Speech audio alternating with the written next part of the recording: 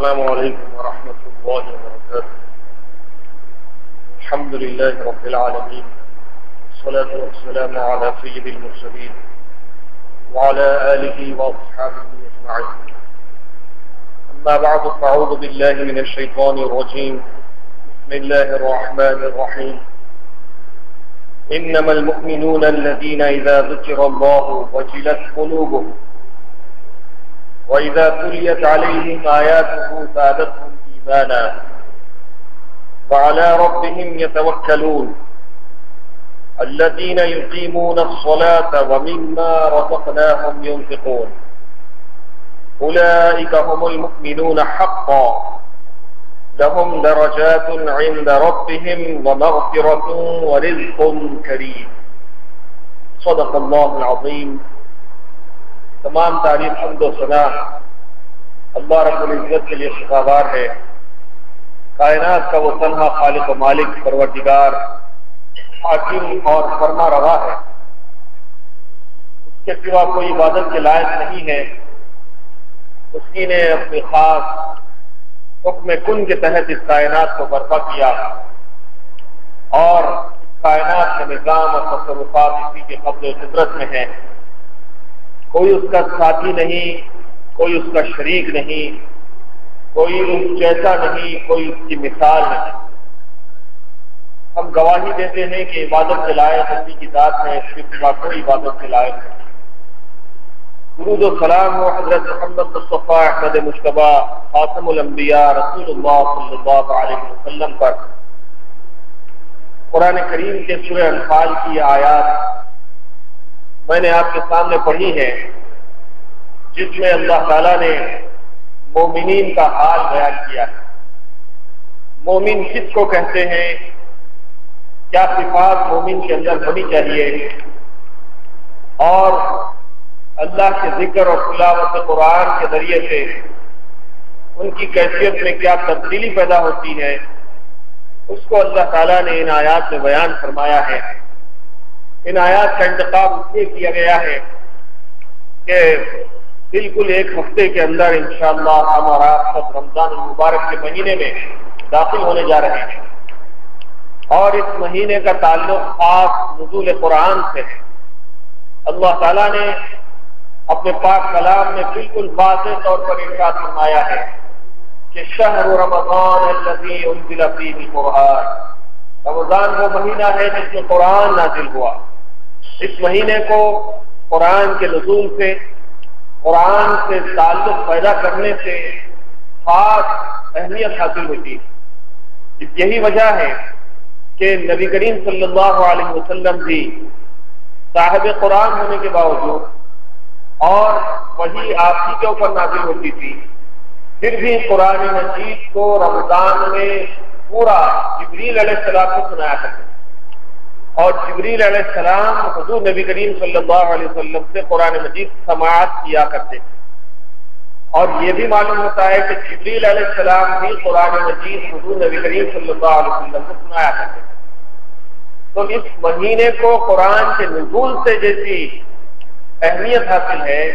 ایسے ہی قرآن کے پڑھنے، پڑھانے، سننے، سنانے کے طور پہ بھی اس مہینے کو خاص فضیلت حاصل ہے۔ اور ہم دیکھتے ہیں کہ ہم میں سے بھی سبھی لوگ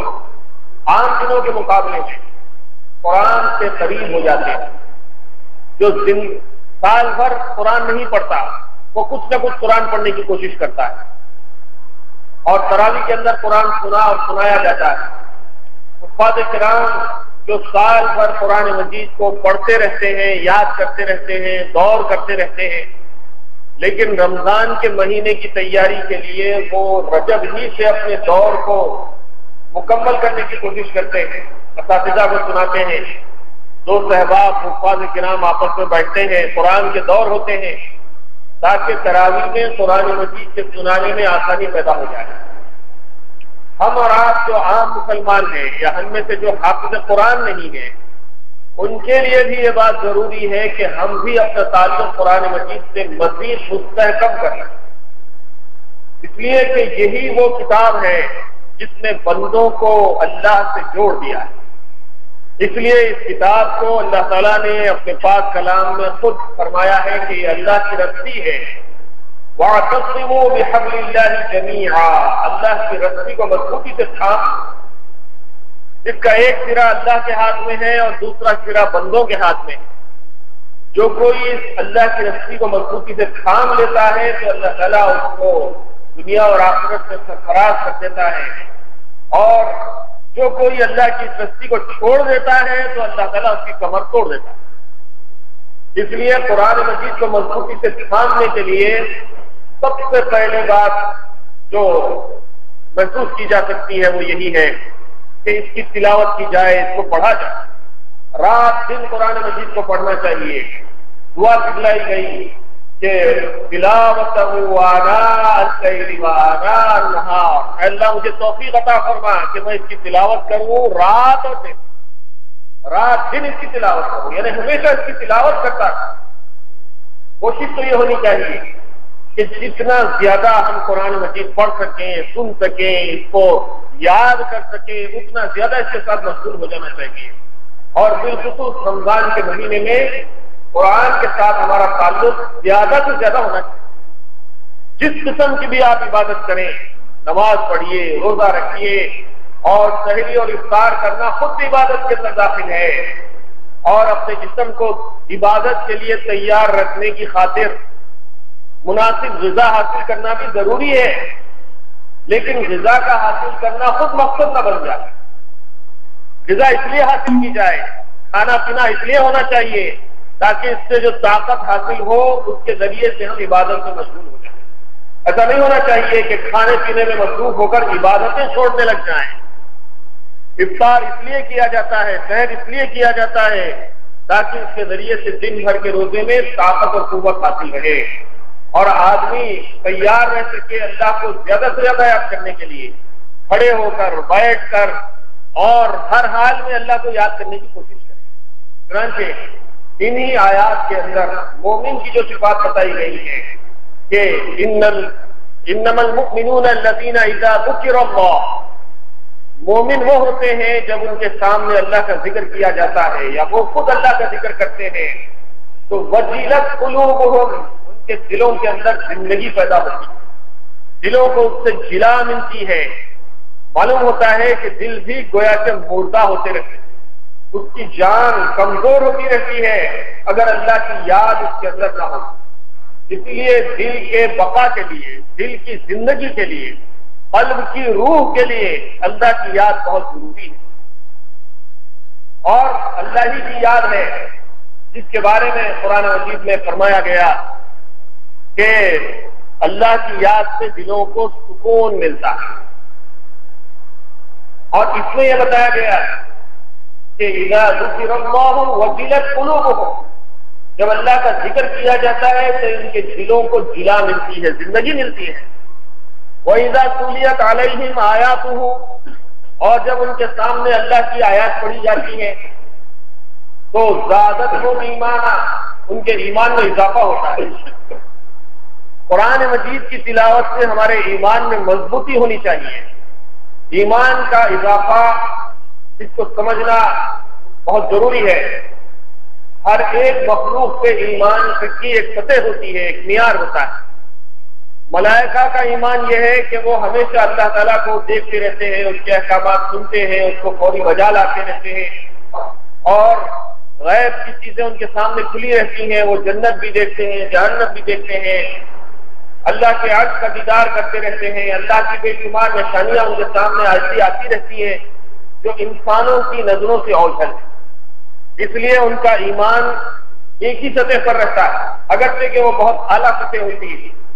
پھر ان کے اندر نافرمانی کی کوئی کیفیت نہیں، جو حکم اللہ کا ان کو دیا جاتا ہے اس کو پورا کرنا ہے۔ اس لیے ان کی ایمان کی سطح میں کمی زیادتی نہیں ہوتی۔ اس کے برعکس انسانوں کے ایمان کی سطح میں کمی زیادتی ہوتی رہتی ہے۔ اگر آدمی اللہ کی یاد سے غافل ہو جاتا ہے، قرآن مجید چھوڑ دیتا ہے، نمازوں کو چھوڑ دیتا ہے، اور احکامات کی پابندی نہیں کرتا، حلال و حرام کا خیال نہیں کرتا، تو آہستہ آہستہ اس کا ایمان گھٹتا چلا جاتا ہے۔ اسی لیے فرمایا گیا کہ جب کوئی بندہ گناہ کرتا ہے تو اس کے قلب پر ایک سیاہ نقطہ لگ جاتا ہے، اور جیسے سفید کپڑے پر ایک سیاہ نقطہ واضح طور پر دکھتا رہتا ہے، جب اگر بندہ اپنے گناہ سے توبہ کر لیتا ہے تو وہ سیاہ نقطہ دھل جاتا ہے، اور پھر جیسے صاف کپڑے پر کالا دھبا نظر آیا، اس کو دھو کر صاف کر دیا گیا تو وہ فوری صاف ہو گیا۔ اسی طرح سے صاف اور شفاف دل کے اوپر ایک سیاہ نقطہ لگ گیا، وہ نظر آیا، بندے نے توبہ کر لی، پھر وہ نقطہ کھل گیا، اس کا قلب پھر سے صاف اور شفاف ہو گیا۔ لیکن اگر وہ فوری توبہ نہیں کرتا اور پھر دوسرا گناہ کرتا ہے تو اور ایک نقطہ اس کے قلب پر لگ جاتا ہے۔ اس طرح سے اگر وہ گناہ کرتا رہتا ہے تو سیاہ نقطے اس کے قلب پر لگتے رہتے ہیں، یہاں تک کہ گناہوں کی کثرت کی وجہ سے اس کے دل پر سیاہ نقطے اتنے لگ جاتے ہیں کہ سارا دل سیاہ ہو جاتا ہے، اور پھر وہ اس کیفیت کو پہنچ جاتا ہے کہ ختم اللہ علی قلوبہم، اللہ تعالیٰ نے ان کے قلوب کو مہر کر دیا ہے، اب اس کے اندر کوئی بھلائی اتر نہیں سکتی،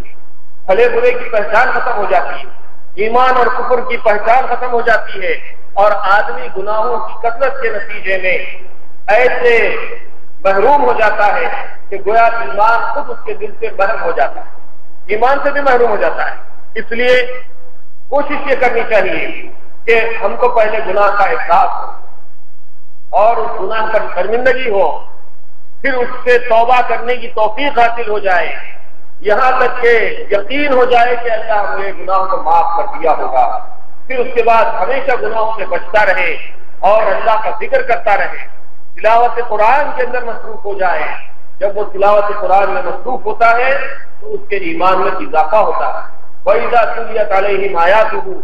زَادَتْهُمْ إِيمَانًا، قرآن کی آیات کی تلاوت کے نتیجے میں اس کے ایمان میں اضافہ ہوتا ہے۔ حاضرین کرام، یہ موقع ہے جبکہ رمضان المبارک کا مہینہ قریب ہے، میں اور آپ اپنی زندگیوں کا جائزہ لیں، سال بھر کا جائزہ لیں، اور یہ دیکھیں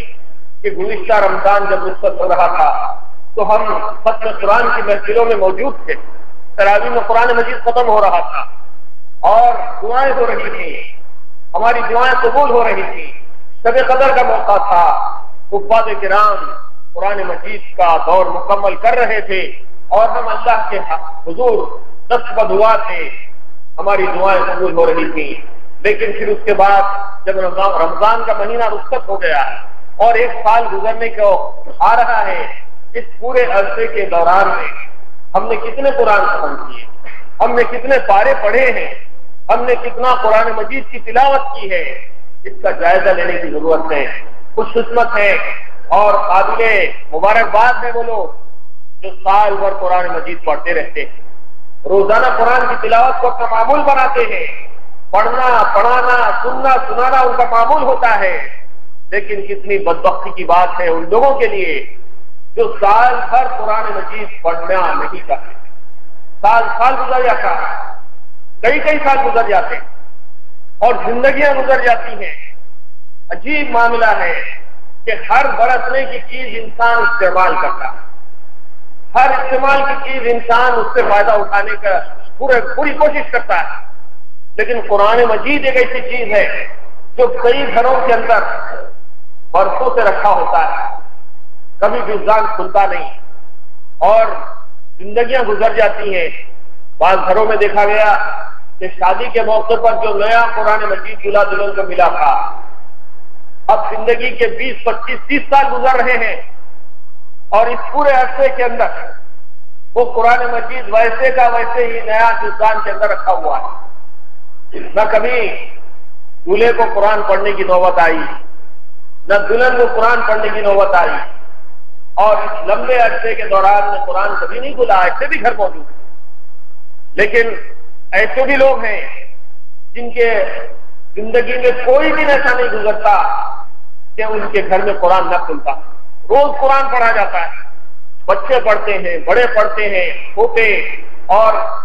لوگ آج کل الحمدللہ آرزو لیتے ہیں کہ میرا چھوٹا سا بچہ ہے اور اب اس نے سورہ یاد کرنے شروع کر دیے، اس کو سورہ فاتحہ یاد ہو چکی ہے، یہ انا اعطینا پڑھ رہا ہے، یہ سورہ لہب یاد کر چکا ہے، یہ سورہ اخلاص یاد کر چکا ہے، صرف 1-2 بار اس بچے نے قرآن کی ان آیات کو سنا اور یاد کر لیا، اور اب ہماری یہ آرزو ہے کہ ہم اپنے بچے کو حافظ قرآن بنائیں۔ اللہ کرے کہ یہ آرزو ہماری پوری ہو جائے،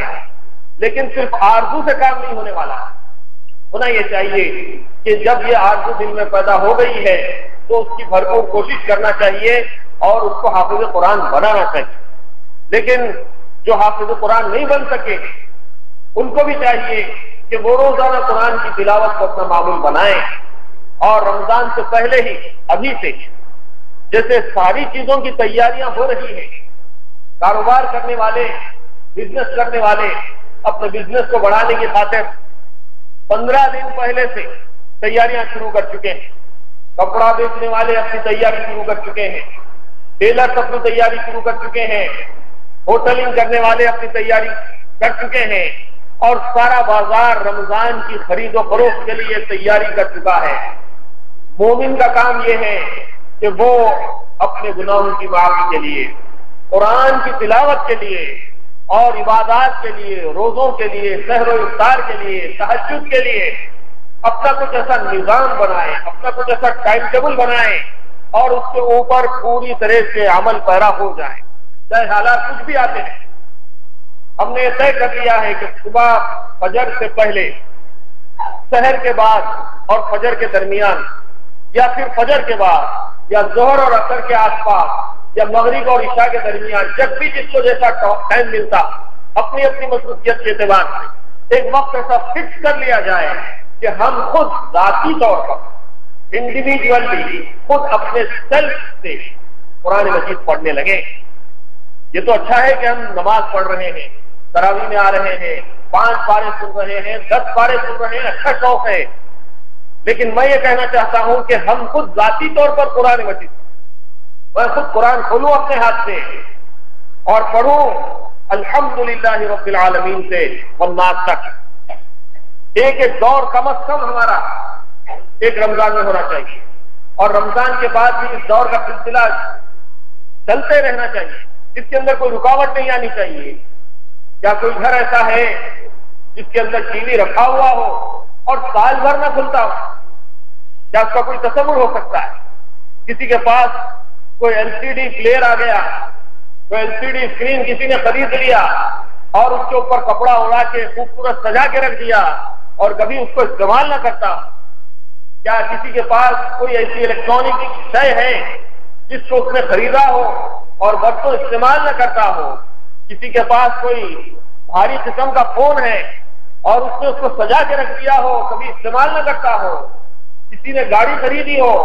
اور اس کو سجا کے رکھ دیا ہو شوکیس کے اندر، کبھی استعمال نہ کرتا ہو؟ ہر وہ چیز جو کام کی ہے، ہم جیسے ہی اس کو حاصل کرتے ہیں اس سے بھرپور فائدہ اٹھاتے ہیں، چند دنوں کے اندر اس کے اندر خرابی پیدا ہوتی ہے، اس کو درست کرتے ہیں، اس کو میکینک کے پاس لے جاتے ہیں اور اس کو صحیح کنڈیشن میں چلانے کی بھرپور کوشش کرتے ہیں۔ قرآن مجید ہمارے پاس رکھا ہوا ہے، یا تو کھلتا نہیں ہے، یا تو پڑھا نہیں جاتا ہے، یا پھر پڑھا جاتا ہے تو پھر ہم اس کو صحیح اور درست کرنے کی کوشش نہیں کرتے۔ ہونا یہ بھی چاہیے کہ جہاں ہم قرآن پڑھتے ہیں تو کسی جاننے والے آدمی کے پاس، مسجد کے امام کے پاس، حافظ کے پاس، قاری کے پاس جو قرآن صحیح پڑھتا ہو اس کے پاس جائیں اور قرآن کی ایک ایک آیت کو صحیح سیکھنے کی کوشش کریں۔ صحیح کنڈیشن میں اگر کوئی چیز استعمال کی جاتی ہے تو اس کا پورا فائدہ ہوگا۔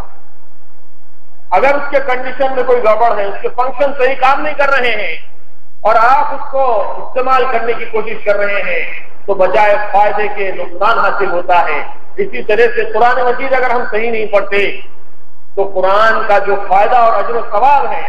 اس کے بدلے میں ہم کو عذاب ہونے کا اندیشہ ہے، اندیشہ نہیں بلکہ حقیقت ہے۔ اللہ کے رسول صلی اللہ علیہ وسلم نے فرمایا کہ کتنے قرآن پڑھنے والے ایسے ہیں جو قرآن تو پڑھتے ہیں لیکن قرآن ان کے اوپر لعنت کرتا ہے۔ کیوں؟ اس لیے کہ وہ قرآن صحیح نہیں پڑھتے۔ ہر چیز صحیح کرنے کی انسان آج کے زمانے میں تو پوری کوشش کر رہا ہے۔ کپڑا پہنتا ہے تو صحیح پہنتا ہے، گاڑی لیتا ہے تو سب سے اچھی کمپنی کی، اسٹینڈرڈ قسم کی۔ اگر کوئی ہلکی پھلکی گاڑی خریدنے کی کوشش کرتا ہے تو لوگ اس کو تانا بھی کہہ رہے، یہ کون سی گاڑی لے لی آپ، فلاں کمپنی کی لینا تھا، ارے یہ کون سا ٹی وی لے لیے، یہ صحیح نہیں ہے، اچھا نہیں ہے، فلاں لینا تھا۔ یہ کون سا فریج آپ نے خرید لیا، یہ اتنا اسٹینڈرڈ نہیں ہے، خراب ہو جاتا ہے، فلاں لینا تھا، ارے آپ نے چائنا کا پیس لے لیا، اسٹینڈرڈ کمپنی کا لینا تھا۔ ہر چیز کے اندر ہائی اسٹینڈرڈ انسان چیک کر رہا ہے، لیکن قرآن کے معاملے میں بہت پیچھے ہے۔ قرآن بھی اچھا اعلیٰ قسم کا بہترین انداز میں پڑھا جانا چاہیے، تاکہ اس کا جو اجر ہے، جو ثواب ہے، جو دنیا کے فائدے ہیں، جو آخرت کے فائدے ہیں، وہ انسان کو حاصل ہو۔ اگر ایسا نہیں ہوتا تو پھر قرآن کے پڑھنے کے باوجود، عبادت کے اندر اپنا وقت لگانے کے باوجود انسان کو نقصان ہو سکتا ہے، اور اجر و ثواب کے بجائے اس کو گناہ کے اندر شامل کیا جا سکتا ہے۔ حاضرین کرام، اسی لیے اس آیت کے اندر اللہ تعالیٰ نے مومنین کی صفات یہ بتائی کہ انما المؤمنون الذین اذا ذکر اللہ وجلت قلوبهم واذا تلیت علیہم آیاتہ زادتہم ایمانا وعلی ربہم یتوکلون۔ اور اہل ایمان کی، مومن کی ایک صفت یہ بتائی گئی ہے کہ وہ اپنے رب پر بھروسہ کرتے ہیں، رب پر توکل کرتے ہیں۔ ان کا بھروسہ دنیا کی جتنے ذرائع ہیں، جتنے اسباب ہیں، اس پر بھروسہ ہے۔ اللہ کے رسول صلی اللہ علیہ وسلم نے بھی یہی تعلیم دی کہ اسباب کو اختیار کرو،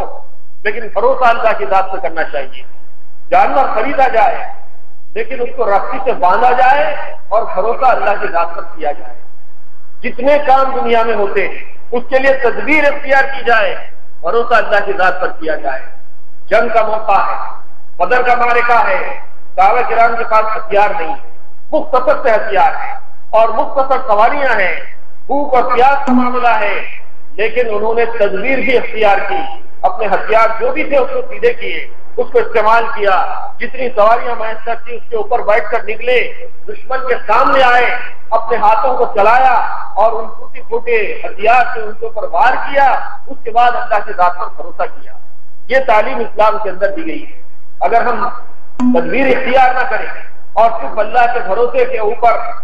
یہ کہہ کر انحصار کر لیں کہ ہم تو اللہ کے اوپر بھروسہ کرتے ہیں اور کام کچھ نہیں کریں گے، تو پھر نتیجہ حاصل نہیں ہوگا۔ اس لیے چاہے وہ رمضان کا موقع ہو، روزوں کا موقع ہو، تراویح اور تلاوت قرآن کا معاملہ ہو، ہر معاملے میں کوشش ہم کو کرنی چاہیے اور بھروسہ اللہ کی ذات پر کرنا چاہیے۔ اس موقع پر مجھے وہ ایک نوجوان یاد آ رہا ہے جس کی زبان میں لکنت، اس نے بتایا کہ بچپن میں کسی وجہ سے اس کی زبان کٹ گئی، کٹی ہوئی زبان کو ٹانکے دے کر جوڑا گیا اور وہ بات بھی کرتا ہے تو بڑی مشکل سے لوگوں کو سمجھ میں آتی، لیکن اس نے کوشش کی اور تجوید اس نے سیکھی۔ آ کر بیٹھتا تھا ہمارے پاس، ایک ایک گھنٹہ ایک ایک آیت کی مشق کرتا تھا اور چند دن کے اندر اس نے بہت سی صورتوں کو تجوید کے ساتھ بہترین انداز میں، پورے مخارج کے ساتھ، نون کے قاعدوں کے ساتھ، میم کے قاعدوں کے ساتھ، را کے قاعدوں کے ساتھ، لام کے باریک اور موٹا پڑھنے کے قاعدوں کے ساتھ، ایسا بہترین انداز میں اس نے قرآن مجید کو سیکھ لیا کہ ایسا معلوم ہوتا ہے کہ تمہیں بہت اچھا قاری تلاوت کر رہا ہے، حالانکہ زبان میں ابھی رکنت ہے اور تکلف کے ساتھ وہ الفاظ ادا کرتا ہے، بات کرتا ہے تو جیسے چھوٹے بچے سسلاتے ہیں ویسی گفتگو کرتا ہے، لیکن الحمدللہ قرآن اس نے صاف طور پر سیکھ لیا۔ تو کوشش کرنا ہمارا کام، اللہ کی ذات پر بھروسہ کیا جائے اور اس کے بعد کام کیا جائے تو انشاءاللہ اس کا نتیجہ صحیح طور پر برآمد ہوگا۔ مومن کی صفات یہ بتائی گئی ہے کہ وہ اللہ کے ذکر سے ان کے دلوں کو جلا ملتی ہے۔ جب قرآن کی آیتیں ان کے سامنے تلاوت کی جاتی ہیں تو ان کے ایمان میں اضافہ ہوتا ہے اور وہ اللہ پر بھروسہ رکھتے ہیں۔ الذین یقیمون الصلاۃ، اور ایک صفت یہ بتائی گئی کہ وہ نماز قائم کرنے والے۔ رمضان کے مہینے میں نماز پڑھنے کی طرف تو لوگ مائل ہو جاتے ہیں، الحمدللہ یہ جو خالی اور ویران مساجد ہیں وہ پوری بھر جاتی ہیں۔ آپ دیکھیے کتنے انتظامات کرنے پڑتے ہیں مسجدوں کے اندر، ہر چھوٹی بڑی مسجد کے کمیٹیوں کو، مؤذن کو، امام کو اور صاف صفائی کرنے والوں کو اور مسجد کے جتنے خادمین ہیں ان کو دیکھا جاتا ہے کہ 24 گھنٹے مصروف رہنا پڑتا ہے۔ لائٹ کا انتظام کیا جائے، پانی کا انتظام کیا جائے، بورنگ کو صحیح رکھا جائے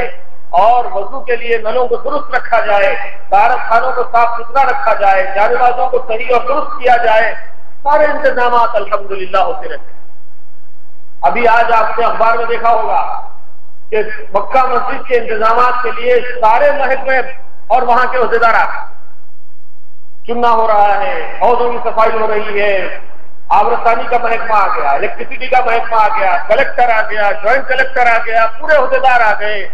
اور پھر قوم کے جو لیڈر ہیں وہ سب کے سب آ گئے، اخبارات میں بڑی تصاویر چھپ گئی اور سارے انتظامات ہو رہے ہیں۔ ان تمام انتظامات کے اندر ایک چھوٹی سی بات بڑی قابل غور ہے، کروڑوں روپے کے مصارف ہو رہے ہیں۔ آپ نے دیکھا ہوگا کہ پانی کے انتظام کے لیے 1.35 لاکھ کروڑ کا ایک پروجیکٹ تیار ہو رہا تاکہ مکہ مسجد کے اندر پانی کی سہولت ایسی فراہم کی جائے کہ اس کے اندر کوئی کمی واقع نہ ہونے پائے۔ لیکن درمیان میں مصلیوں نے شکایت کی کہ اتنے سارے انتظامات ہو رہے ہیں مگر مسجد میں فجر میں مؤذن صاحب نہیں رہتے، ہم لوگوں کو ادا دینا پڑتا۔ کیوں مؤذن نہیں رہتا؟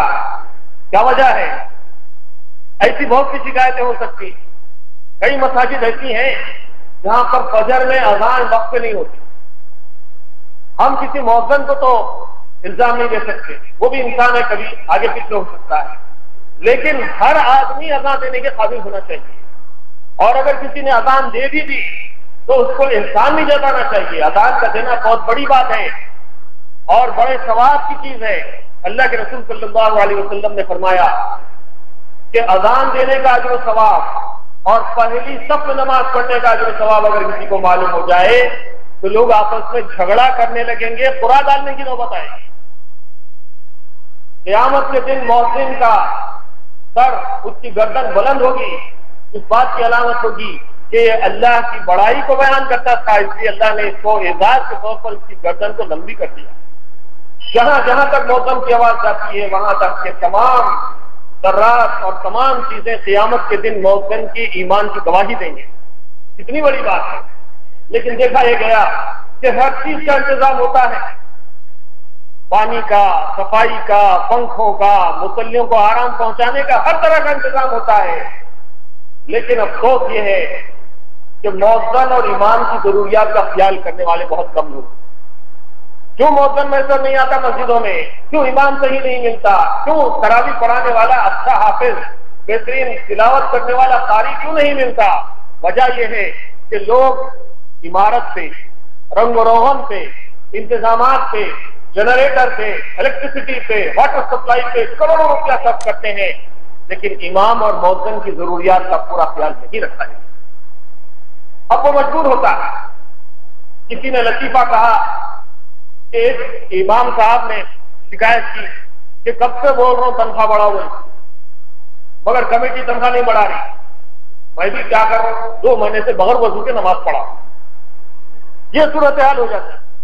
یہ تو مضحکہ خیز بات ہے، لطیفہ ہے۔ اگر خدا نہ خواستہ اس کے اندر نماز اور قرآن کے مذاق کا پہلو ہے تو آدمی کا ایمان خطرے میں پڑ سکتا ہے، لیکن ایک حقیقت کی طرف اشارہ کیا گیا کہ لوگ ہر چیز کا خیال کرتے ہیں لیکن امام اور مؤذن کی ضروریات کا خیال نہیں۔ ہر چیز کے مصارف میں ہر سال اضافہ ہوتا رہتا ہے۔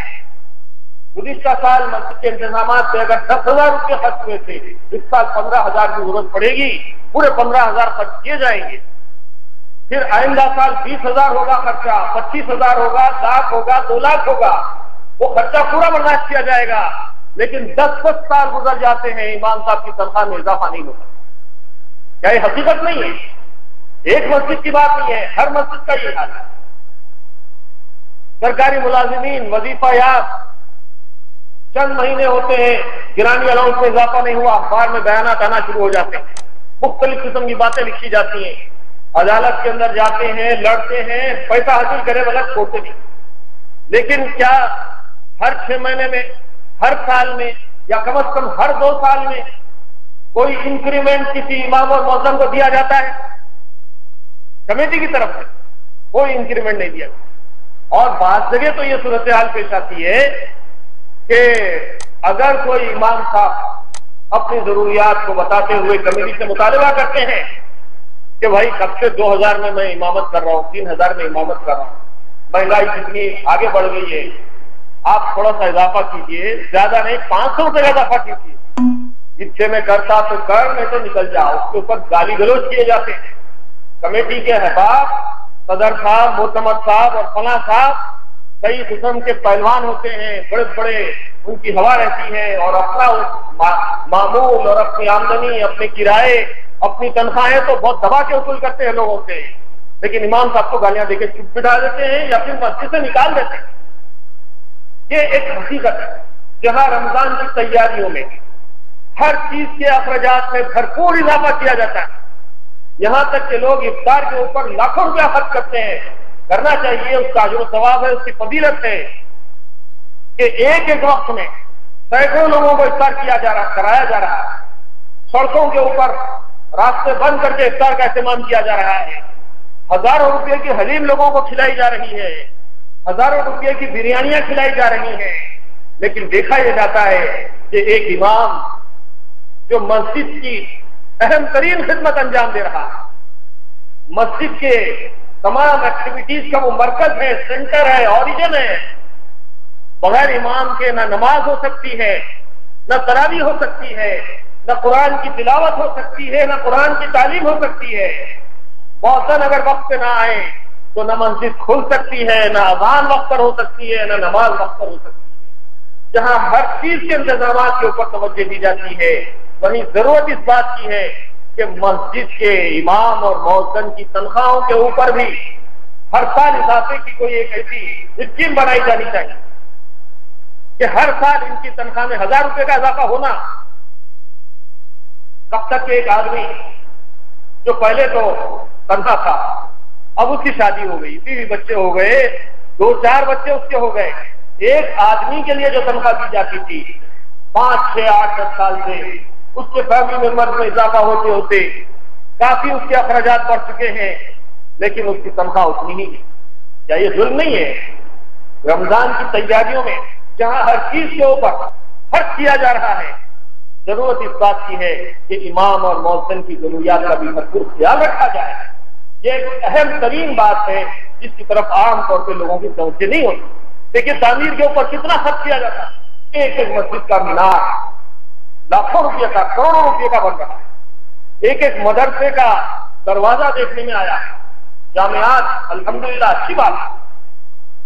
دینی تعلیم کا جو مرکز ہے اس کی اپنی شان ہونی چاہیے، اس کی شاندار عمارت ہونی چاہیے، اس کے اندر بہترین فرنیچر ہونا چاہیے، اس کے اندر بہترین اکوپمنٹ ہونے چاہیے، وہ بھی جدید آلات سے آراستہ ہونا چاہیے، صحیح ہے، لیکن جو مدرسین ہوتے ہیں، جو بچوں کو تعلیم دینے کا کام انجام دیتے ہیں، کئی جامعات میں آپ جا کر دیکھیے، جو جامعات کے ذمہ دار ہیں، معتمد ہیں، ناظم ہیں، وہ تو الحمدللہ شاندار زندگی گزار ہیں، بہترین کار ہے ان کے پاس،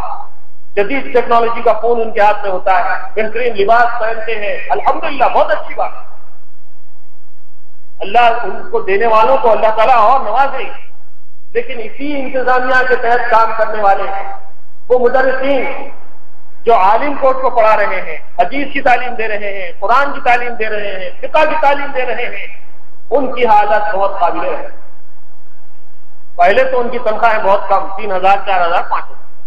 پھر وہ بھی 6 مہینے نہیں دی جاتی۔ کئی مدارس میں دیکھا گیا کہ مولانا بیچارے پڑھاتے تھے بچوں کو اور مستقل تنخواہ نہ دینے کے نتیجے میں آخر میں تھک ہار کے انہوں نے مدرسہ چھوڑ دی۔ پھر اب دین کی تعلیم کون دے گا؟ یہ بہت ہی عجیب و غریب صورتحال ہے، اور یہ اندر کی جو باتیں ہیں مدارس اور مساجد کی، یہ بڑی تکلیف ہے۔ میں آپ سے یہ کہنا چاہ رہا ہوں کہ جہاں ہم تعمیر کے اوپر، انتظامات کے اوپر، لوگوں کی سہولت کے لیے، شاندار عمارت، رنگ روغن کے لیے لاکھوں کروڑوں روپیہ خرچ کر رہے ہیں، وہیں ان مدرسین کی، ان خدمت گزاروں کی، ان کی ضروریات کا بھی خیال کرنا بہت ضروری ہے۔ اس لیے ہونا یہ چاہیے کہ جہاں مساجد کے اخراجات اور انتظامات کے لیے بے پناہ انتظامات ہو رہے ہیں، وہیں پر امام اور مؤذن اور حافظ قرآن کی ضروریات کا بھی خیال رکھنا چاہیے، کیونکہ نماز فرض ہے، اور مومن کی صفات یہ بتائی گئی ہیں کہ وہ نماز کے ادا کرنے والے، اور جو اللہ نے ان کو دیا ہے اس میں سے اللہ کے راستے میں خرچ کرنے والے ہوتے ہیں۔ الذین یقیمون الصلاۃ ومما رزقناہم ينفقون، مومن کی یہ صفت بھی ہے کہ وہ نماز کو قائم کرنے والے ہوتے ہیں، اور اللہ نے جو کچھ ان کو دیا ہے اس میں سے اللہ کی راہ میں خرچ کرنے والے ہوتے ہیں۔ پھر اس کے بعد ان کا صلہ بیان کیا گیا کہ اولئک هم المؤمنون حقا، یہی ہے حقیقت میں مومن، اور لہم درجات عند ربهم ومغفرۃ ورزق کریم، اللہ کے پاس ان کے بڑے درجے ہیں، ان کے لیے مغفرت ہے اور ان کے لیے بڑی عزت والی روزی ہے جو اللہ ان کو دے گا۔ یہ مومن کی صفات بیان کی گئی ہیں۔ ان آیات کی روشنی میں جو باتیں ہم کو یاد رکھنی ہے، عمل کرنا ہے، وہ یہ ہے کہ اللہ کے ذکر کی طرف رغبت، قرآن مجید کی تعلیم اور قرآن مجید کی تلاوت کی طرف ہماری رغبت، اس کے اندر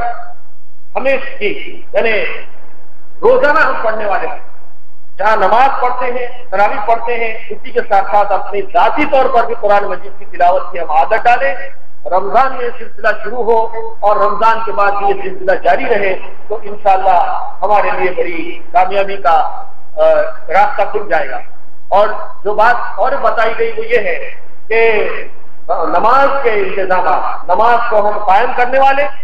اور نماز اور مساجد اور مدارس کے انتظامات کے ساتھ ساتھ امام اور مؤذن کی ضروریات کا بھی بہت خیال رکھنا چاہیے، اس لیے کہ اگر سب انتظامات ہو جائیں، امام صحیح نہ ہو، مؤذن صحیح نہ ہو یا وہ پریشان اور متفکر ہو تو پھر ساری نماز اور اذان کا سارا نظام اور سسٹم ڈسٹرب ہو کے رہ جائے گا، پھر آپ کی خوبصورت مسجد اور یہ سارے انتظامات بیکار ہو جائیں گے۔ ہم کو اور آپ کو بھی اس بات کی کوشش کرنی چاہیے کہ ہم میں سے ہر شخص قرآن صحیح پڑھنا سیکھے،